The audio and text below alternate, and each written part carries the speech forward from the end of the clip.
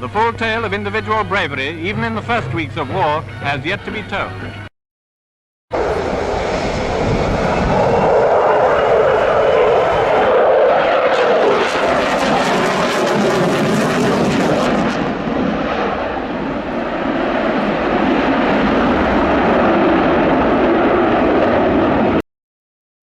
So I can have 2 hours of Tic Tac freshness in just 2 calories.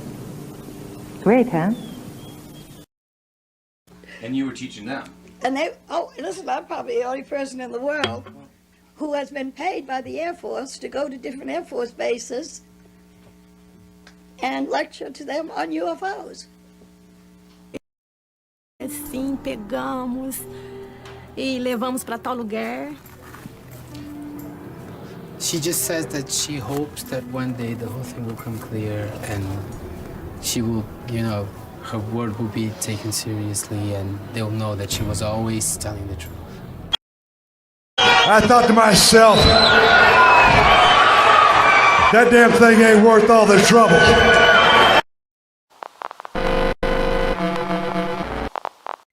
Hello pals and welcome back to the channel. So, just before we get into this, I just want to very quickly thank my sponsors, which is now you. Because since the Skinny Bob video came out, we're now at a group of 1,000 people that now enjoy, hopefully enjoy, but at least watch my videos. And that means that YouTube will now occasionally buy me a squeaky toy for my dog. So whilst I'm still waiting for my Corvette to be delivered, I just wanted to say a massive welcome to the newer people and a thank you to every single one of you that subscribed and added a comment or shared it to somebody else, because it's made a massive difference. Anyway, I'll get on with it. So, when the Skinny Bob video came out a couple of weeks ago, I ran a poll in 3 different places. In the UAP Files Discord, on my YouTube, and also in the UFO Files group on Facebook. And I was asking, what would you consider to be the gold standard of UAP or UFO cases from history? And what I mean by that is, what is the hardest to debunk? The logic and reason for this being, if you are a debunker, if you are a hardcore skeptic, it's like being on the wrong side of a cracking dam. You've got to patch up every single hole, or the whole argument that you've got crumbles in front of you. If you are an experiencer, or you believe or you know that this subject is worthy of investigation, you're on the water side, and we've only got to get vindicated once and find that one crack that can't be patched up in order to finally be vindicated and at least get some more people to look into this subject. Because like Gary Nolan said, how about you ask the question, not, is there something here? Why don't you ask the question, can there be something here? So, bearing that approach in mind, let me show you what I consider to be the gold standard of UFO cases.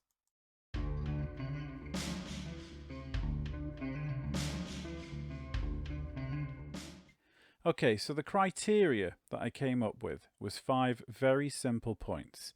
It had to have multiple witnesses. It had to have no personal gain. So I don't want a hero narrative. I don't want anything that's creating a platform for somebody to profit, whether that be selling lots and lots of books, appearing in movies, anything like that. I didn't want it to be mistakable for a special access program, and obviously not being aware of what they are makes this tricky, but nothing which our imaginable technological level could possibly do.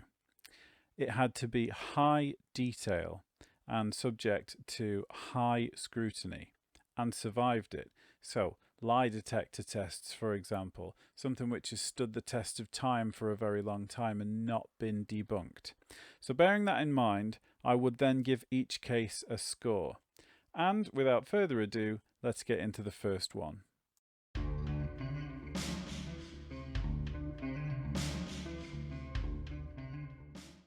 Okay, so I am not going to retell you the entirety of the Tic Tac and the gimbal stories, because there's hour-long documentaries out there, including really in-depth interviews with the pilots and crew themselves, like Kevin Day, David Fravor, Alex Dietrich, Ryan Graves. So, if you want the details, check out somebody else's wonderful video. What I'm going to do is give you the quick, skinny overview and focus in on why it makes this gold standard. So, beginning in 2007, when the F-18 squadrons were being upgraded to the latest infrared technology, they started detecting anomalous returns off the coast of the United States, around Catalina Island and off the coast of Virginia Beach. They were 200 miles off the coast, which immediately eliminates any kind of drone. Key to this is the fact that this wasn't just the return of the plane. These were carrier strike groups. Now, here's a photograph of what that entails. So when you're the United States, you don't just send out an aircraft carrier on its own because it's vulnerable. It is assisted by a fleet of ships. And involved in this was the USS Princeton, which at the time was the most advanced radar ship on the planet. During all of these aerial exercises, they also had an E-2 Hawkeye, which is referred to as the Eye of Sauron, in that it has got that giant mushroom on top of it. Is a huge radar which can scan tons and tons of different frequencies, and the clarity of data that it returns is extremely accurate. It's also classified. The main criticism of these cases is that it's just criticizing the infrared gun cam return from the F-18s that interacted with them, whereas actually there is an enormous data suite which was collecting information on these.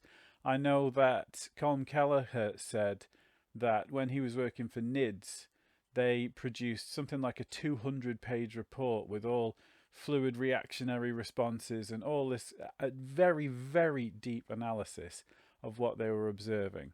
There's also, on top of the electronic data, there's also lots of eyewitness accounts. So very famously, David Fravor, Alex Dietrich, and both of their weapon system operators had an eyeball encounter and physically interacted with what's now known as the Tic Tac. And also, a criticism of that is that they didn't know what they were looking at. So we can't allow that to go unanalyzed. David Fravor was one of the most senior aviators in the entire US military, including his achievements. He'd been an instructor at the US Navy Fighter Weapons School, or Top Gun. So let me just give you a little bit of history on what it takes to become an instructor at Top Gun. So the Top Gun training scheme was introduced during the Vietnam War, and during this, it was in response to the fact that the US pilots were not trained highly enough in piloting their aircraft and dealing with air-to-air threats. So at the time, they were suffering one plane lost for every 2.4 shot down. And they were in massively superior aircraft to what they were going up against, which was a very basic MiG. Following the introduction of Top Gun, this ratio went to 12.5 enemy kills to every one lost. The pilots, it was essentially a super elite academy, a university for Top Gun pilots, which would teach them not only how to maneuver in their plane, but how to identify threats from a very, very long distance. And Fravor was an instructor at this most elite aviation academy in the world. On top of that, Commander Fravor was also in charge of the Black Aces Squadron. So, in the interest of context, let me tell you a little bit about them, along with an obligatory F-14 photo, because I'll stick one in wherever I get the opportunity. Okay, so this is an extremely advanced, experienced combat squadron. They were the first squadron to employ air-to-ground ordnance against enemy targets over Bosnia-Herzegovina. They returned to the region in 1999 to fly combat missions over Kosovo. They were in Iraq. In fact, they were the first squadron to use air-to-ground ordnance in 2 theatres of operation in the same deployment, supporting Operation Southern Watch over Iraq following their missions in Kosovo. In 2001, they were amongst the last Tomcat crews, but whilst returning home, they were redeployed after the attacks of September the 11th. They were the first squadron over enemy territory during the initial phases of Operation Enduring Freedom and dropped 200,000 pounds of laser-guided bombs against enemy targets within the first month of combat. So they were extremely experienced, combat-ready pilots. After transitioning to the F-18 in 2001, so by 2007, they'd had 6 years to get used to the instrumentation and the observation and the characteristics of the aircraft. And since that transition, they've made 3 full combat deployments in Iraq, one in 2003, 2005, and 2007. They supported the opening stages of the war, once again compiling the remarkable sortie completion rate of 100% success. The second was most recently documented in a mini-series, Carrier. Now, I appreciate I'm kind of bashing you with data here. However, it needs to be said because, frankly, the only person that's spoken up against this is Mick West. And whilst I hate giving him a podium, skeptics are like a 9mm socket, and 1% of the time they're really useful, and the rest of the time it just doesn't fit. And they have criticised the pilots for not being able to read their instruments, mistaking the go fast for a seagull, and that the gimbal video doesn't rotate, it's the actual gimbal on the IR craft. So they're basically saying that these guys can't do their jobs, and that's not fair without considering both sides of the argument. So let's get on with the scores. So I've given this a 10 for multiple witnesses because, in the words of Rear Admiral Tim Gallaudet, it's still going on now. It's been witnessed by multiple credible people, Kevin Day being an extremely experienced radar operator, and various other crews and pilots witnessing them from that 2007 period to now. No personal gain. So nobody's come out here making Top Gun 3 the Tic Tac. Nobody's written books with themselves plastered all over the cover. In fact, the witnesses that have come forward have been very, very humble, have not made any money out of this, and are not selling themselves or benefiting in any way. Not mistakable for SAPs. So, I recently spoke to Professor Jack Sarfati, who suggests that the Tic Tac in particular could well be a secretly developed conscious craft.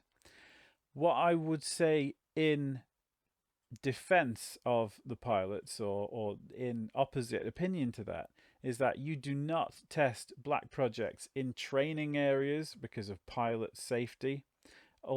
For all the shady things that the military will do, they do not put their pilots and crews at risk unnecessarily. Also, if you're testing a secret craft or project, you do it somewhere internally, like over the Nevada desert, for example. There's a reason Area 51 is where it is, and it's because if a craft crashes, it's a long way away from what they perceive as enemies. So if you crash something in international waters, as has happened with Russian fighters, they can be recovered and treated as fair salvage. You are at far greater risk of losing your technological edge. And so by testing something 200 miles off your coast seems like an unnecessary risk. High detail, a 10 because of the incredibly rich and varied sensor data. And survived high scrutiny because, like I said, the only person that's really spoken out about this is a guy that made video games about skateboards. And I would consider the credibility and reliability of the information coming from those military pilots to be a lot more secure.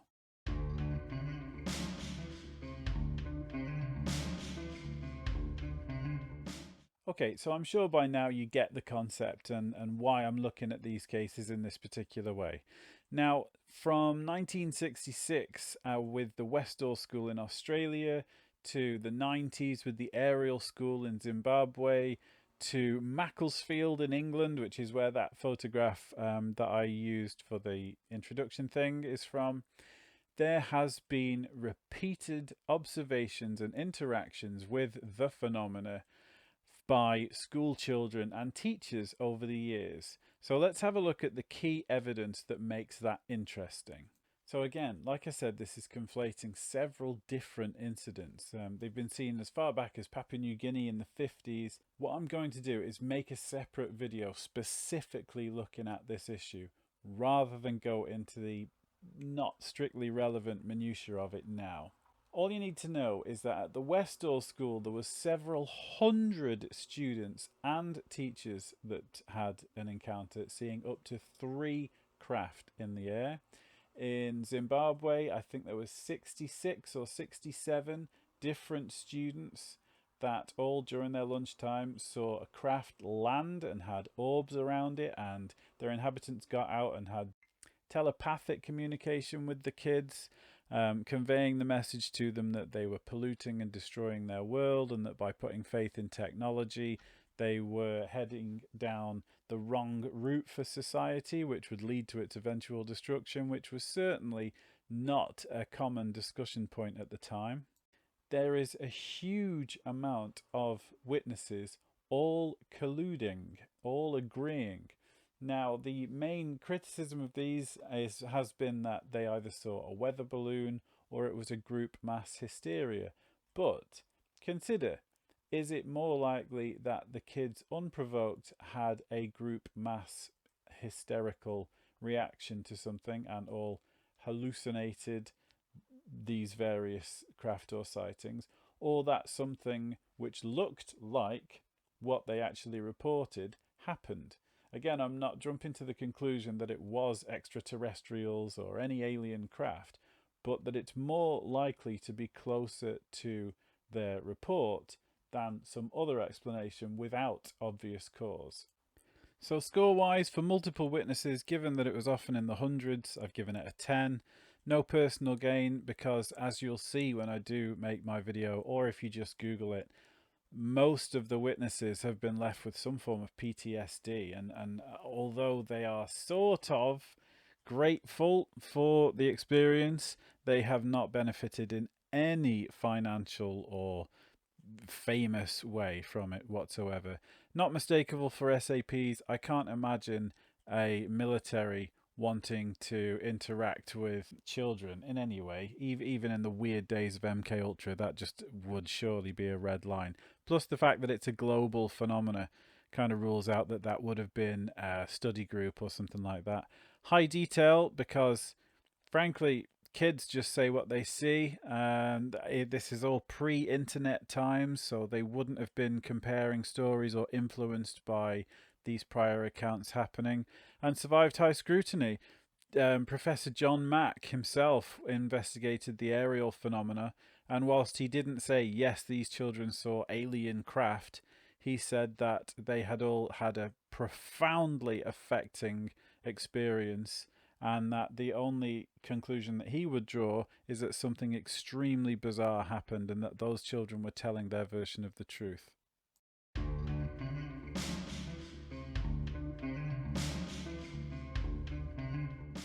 Okay, so slight hypocrisy warning. I did say that I was going to make a different video with my favourite cases in, but spoiler alert, this is one of them. It's also a very interesting case, and I think is still worthy of inclusion because I still consider it to be of that gold standard. So, I've already covered this in the 100 Years of UFO History video, which I'll put a link to at the bottom, but I'll just give you a quick rundown. So, on the 25th of February 1942, a alert was raised over Los Angeles when what was reported to initially as something that looked like a cylindrical blimp also was reported by being up to 5 different craft. Reports vary massively, and as you can imagine, with the chaos ensued, the accuracy of people's descriptions probably went down drastically the more the sky was filled with gunfire. Anyway, what we do know is that the sky over Los Angeles was illuminated by immense amounts of anti-aircraft fire as people responded to the threat that they perceived of this craft. Bear in mind, this was just after America had entered World War II, and tensions were very high, expecting a Japanese attack, as a Japanese submarine had already shelled part of mainland America. What we do know is that the army announced that they fired 1,440 rounds of 40 and 50 millimeter anti-aircraft flak at this thing. The Navy never announced how much they'd fired, but all of their defense cannons in the shipyards that this object had moved over also opened fire. Sadly, 5 people lost their lives from the absolute chaos that ensued as everybody went full on predator in the woods, just letting off every weapon that they had into the air. There was 2 heart attacks, there was car crashes, absolute chaos and confusion reigned. And this thing floated about unperturbed over the city for an hour. So whilst people have said it was a blimp or a balloon, balloons do not respond well to anti-aircraft fire. Here's a quick look at one of the weapons that was used so that you can appreciate just how hard it would have been to hear what was going on and appreciate some of the absolute cacophony that would have been going on, followed by a news report from the time. Och här ser vi nu luftlandsättningen av så kallad sightings.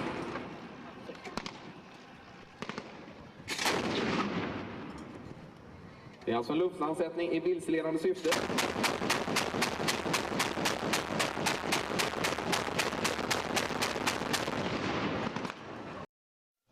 The news of the world, Wednesday, February 25th. Once again, Colombia's correspondents in world capitals and in the fighting zones in the Western Pacific are ready to give you the latest news direct by shortwave radio. And now for news of our own West Coast, we take you to Los Angeles and the report of Byron Palmer. Anti-aircraft guns went into action against unidentified aircraft in the Los Angeles area shortly after 3 a.m. Pacific wartime this morning. The anti-aircraft guns began barking during a blackout ordered by the 4th Interceptor Command at 2:25 a.m. The unidentified object, which some sources thought might be a blimp, moved slowly down the Pacific coast from Santa Monica and disappeared south of Long Beach. Army officials declined to comment on the possibility that the object might have been a blimp. However, it required nearly 30 minutes to travel some 25 miles, far slower than an airplane. Watchers on the rooftop of the Columbia Broadcasting Building in the heart of Hollywood could plainly see the flashes of guns and searchlights sweeping the skies in a wide arc along the coastal area. Concussion of the shells could be felt in downtown Los Angeles, 15 miles away. U.S. Army planes quickly took to the dark skies, but whether they contacted the object has not been announced. Army officials say they will not comment until they receive a full report of the action. Although some watchers say they saw airplanes in the air, semi-official sources say they probably were the U.S. Army's pursuit. Several observers say they saw 1 or more planes spotlighted by 20 or 30 searchlights. The object moved southward, presumably over Huntington Park at the western edge of Los Angeles, and on southward to about Long Beach on the coast. By 3:30 a.m., observers said the object appeared to be over the south of Long Beach. Searchlights closely followed the object down the coast and kept it centered in their glare. Shells frequently could be seen bursting near the object, but none appeared to hit it. The shooting stopped about 3:30 a.m. The shooting brought warfare to the front door of this city of 1.25 million population for the first time since December 7th. Already it was alert to the presence off the Southern California coast of a Japanese submarine which had pumped 25 shells into an oil field north of Santa Barbara Monday evening. Because of the presence of the submarine, a 3-hour alert was ordered at dusk last night, and civilian authorities stood at their posts while the Army and Navy continued their search for the submersible. The evening alert ended at 10:23 p.m., but another was sounded at 2:22 a.m., and the blackout followed within 3 minutes. It covered Los Angeles County from Santa Monica to Pomona. At 2:27, all Southern California radio stations were ordered off the air, except those in San Diego. Approximately 20 minutes after the firing died down, the ship returned and headed westward from Long Beach toward Santa Monica. The guns went into action again, hurling round after round of shells at the object. The second barrage appeared to be closer to downtown Los Angeles, since watchers could hear the concussion of the guns more clearly, and the flash of bursting shells was brighter.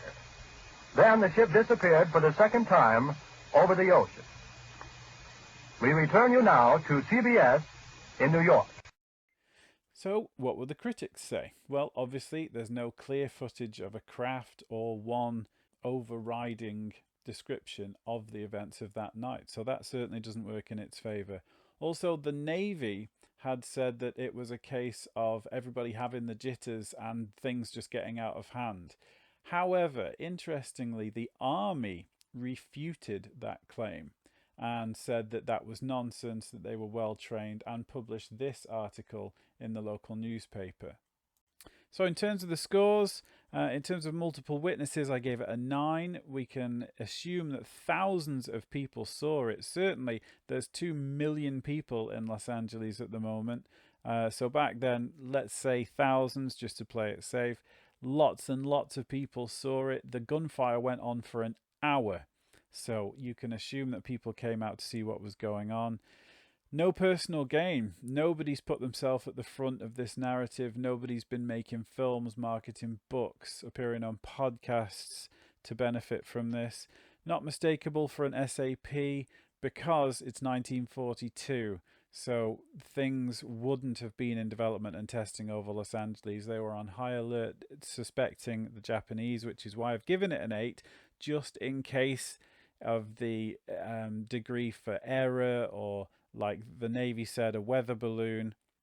High detail, again, I've given it an 8 because although there is a huge amount of different accounts, nobody has high resolution imagery or a centrally uniting narrative. But survived high scrutiny because there's no one better to argue when the Army comes out and said that it took place, despite the Navy saying that it didn't.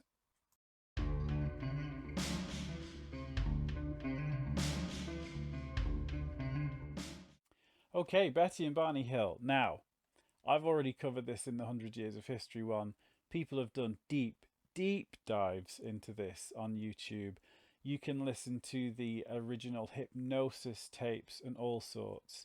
But the reason it's worthy of being a gold standard is it took place in 1961 and was not made public or discussed outside of the family home until 1963, when Betty and Barney, who were both haunted by the events of what is now known as the first alien abduction and coined the phrase high strangeness to begin with, they told their local pastor at the church, and he referred them on for psychological analysis, basically. A year later, in 1964, it made it to the local press as the story got out, and from there invited the attention of the wider world. Now, consider at the time how high racial tension was. A mixed race couple certainly would not be doing themselves any good by drawing attention to their relationship by plastering themselves all over the local press. Barney never really did public appearances or gave many talks about this. It was a much more harrowing experience for him. And if you listen to his hypnosis tape, it is frankly real world horror that he went through. Betty, after Barney had passed away, did do some public speaking, and as you've seen in the intro to this, she was invited by the Air Force to go around different air bases giving talks on the UFO and her experience. She also had a few interviews in an old people's home with people that were making documentaries and films, but she didn't put herself at the center of the narrative. She was a witness to the event rather than the event itself, which is why I respect their account over lots and lots of other people's.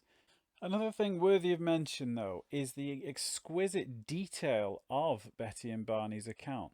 Although it differed slightly, you always find that with traumatic situations, whether it be a plane crash or anything like that.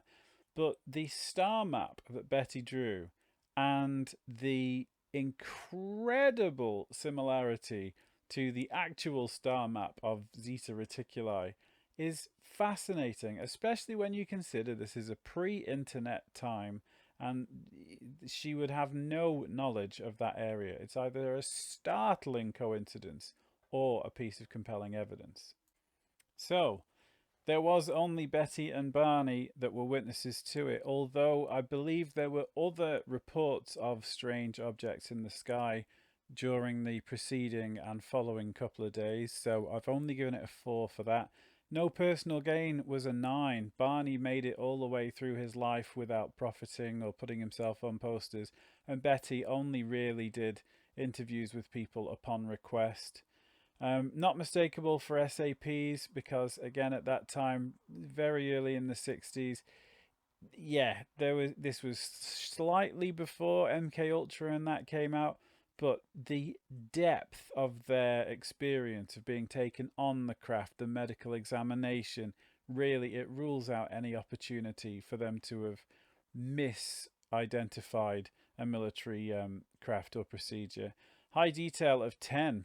They both withstood rigorous examination and hypnotism, and their story never really changed until the day that they died.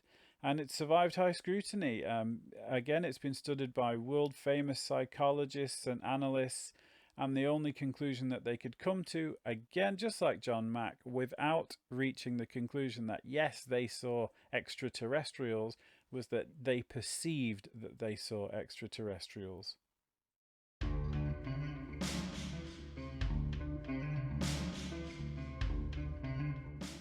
Okay, so you want some high detail footage of a UFO?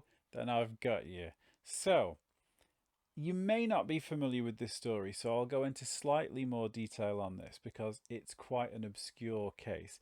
However, in my opinion, the footage and the account of this is absolutely mind-blowingly accurate. So this is owned and taken by Yalçın Yalman, who is from Kamburgaz in Turkey. And in August of 2008, he took the footage, which is now known as Turkey UFO. He posted it to his YouTube channel, Turkey UFO Incident, and then basically vanished off the face of the earth. Wasn't releasing books, wasn't trying to promote it on a press tour or podcast, anything like that. Gone. All there was to show was huge amounts of footage of incredibly detailed craft from a side profile and from a front profile, which some people have argued shows the inhabitants. Now, cut forwards, what are we, 14 years? And Jimmy from the UAP files, absolute legend and a great friend of mine, so I'm slightly biased, tracked him down, sent a message off just more or less out of the blue, seeing if it was actually his account, and it was. And he replied, he was up for an interview, and so I was immensely privileged to be a part of this, let alone participate, but we got to interview him, and we heard his full story. So he had captured on several different occasions.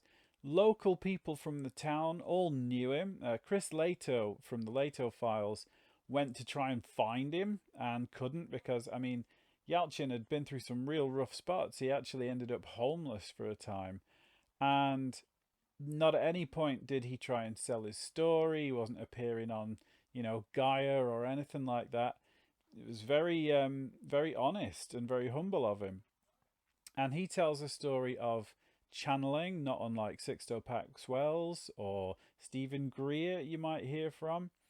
And that these beings would say, point your camera here, then they would appear.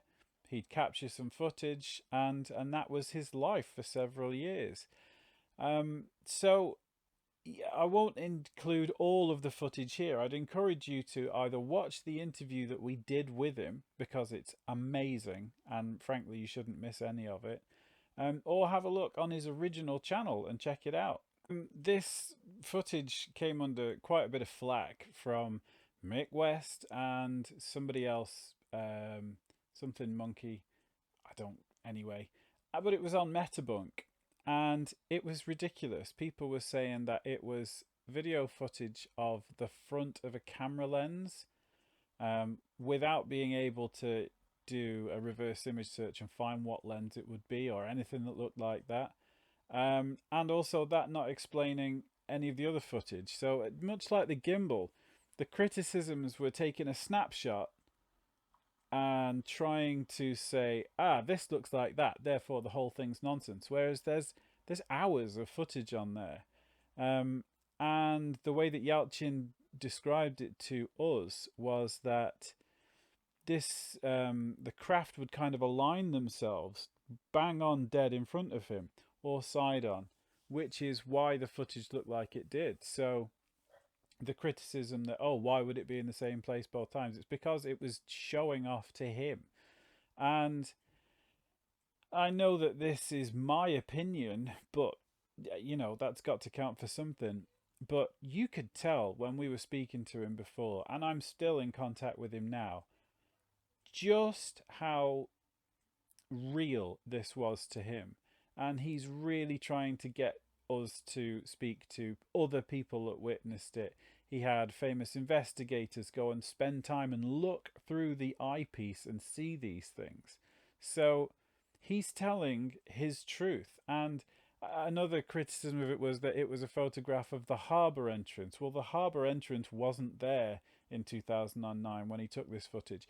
Jimmy did a much, much more in detail rebunking, if you like, of the criticisms of this, which I think are absolutely bulletproof. And because he took that information from Metabunk, which is the primary source for debunking and skeptics on the internet, I mean, he took their best arguments and counted every single one. So that'll do me. I really recommend you check that video out because he did an astounding job.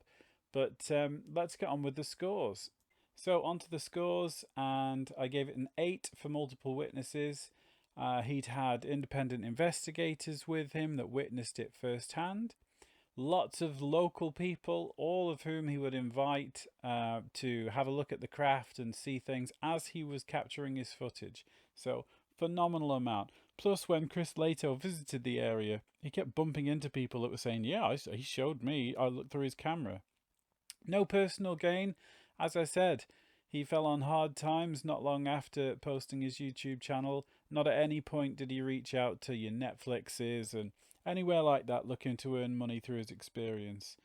Not mistakable for SAPs. I gave this an 8 purely on the basis that he was getting communications and downloads telling him where to film. So it's not like this footage is stuff where he had by happenstance witnessed a craft going past. It seemed to be performing for him.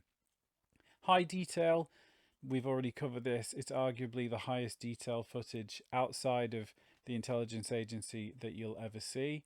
And survived high scrutiny because the best efforts of skeptics, and I don't want to seem like I'm dunking on them, they do an important job, but the best attempts to debunk it have been undone.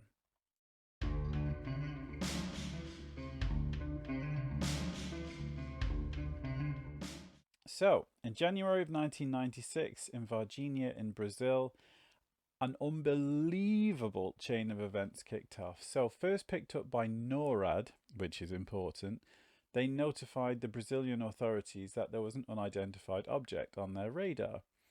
Then, over the town, people saw a huge cylindrical object the size of a school bus billowing flame out of it. It was then witnessed to crash by Carlos de Souza. Forgive my pronunciation. Now, I'm not going to drill into all of the details here because it's immense.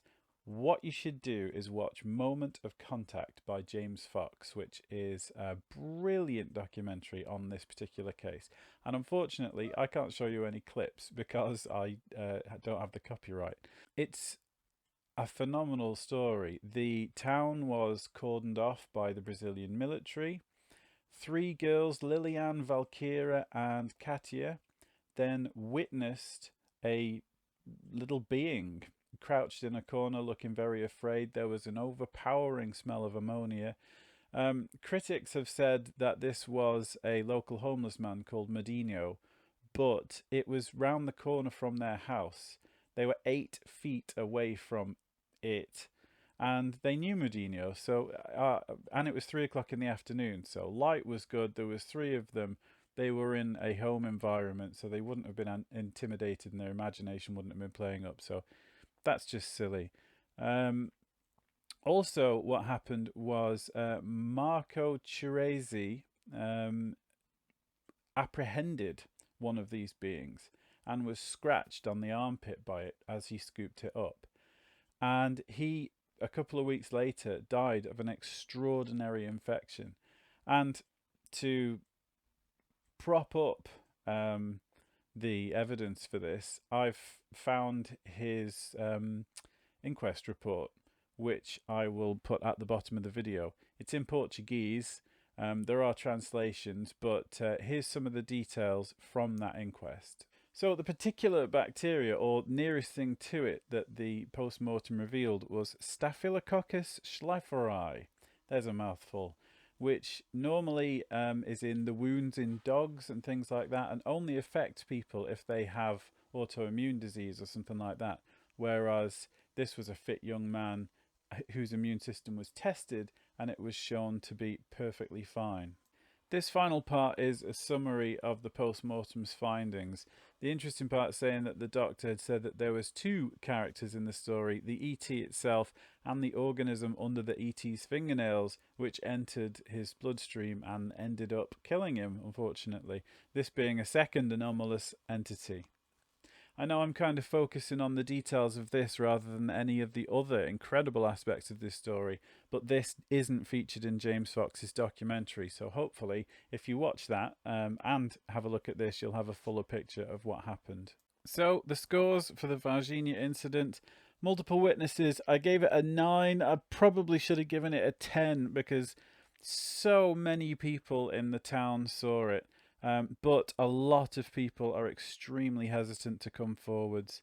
No personal gain, I gave this a 10 because you can see the PTSD and the emotional baggage that this has left on the few people that do want to talk about it. Not mistakable for a special access plan, a 9. I mean, unless a special access plan is a homeless person that smells of ammonia, then there's very, very little chance that this could have been one of those. High detail 10. So much happened, witnessed by so many that have not had chance to collude their stories. And survived high scrutiny. Like I said, the only real criticism of it is that perhaps the girls didn't see an entity, they saw this Modino, but I think you'll agree that from 8 feet away with a character that they were already familiar with, that's grasping at straws. So you've seen a summary of their best cases and their individual scores. So now, just to finish things off, let's have a look at how those scores stack up against each other. So with a total score out of 50, Betty and Barney Hill scored 42, losing a few points for the multiple witnesses. The Cambergaz and Battle of Los Angeles cases with 45. The school sightings of Ariel and Westall and others bringing in 47 out of 50. But in first place is the Varginha case with 48 out of 50. And honestly, I think I could have crept it up another one with the amount of witnesses there. So let me know what you think of that in the comments. And I hope you appreciate the difference between my favourites and the most compelling. Now, what I am going to be doing following up is a list of my favourite cases, which is a little more entertaining, and some of the more esoteric and peculiar cases through history. So I will see you on the next one.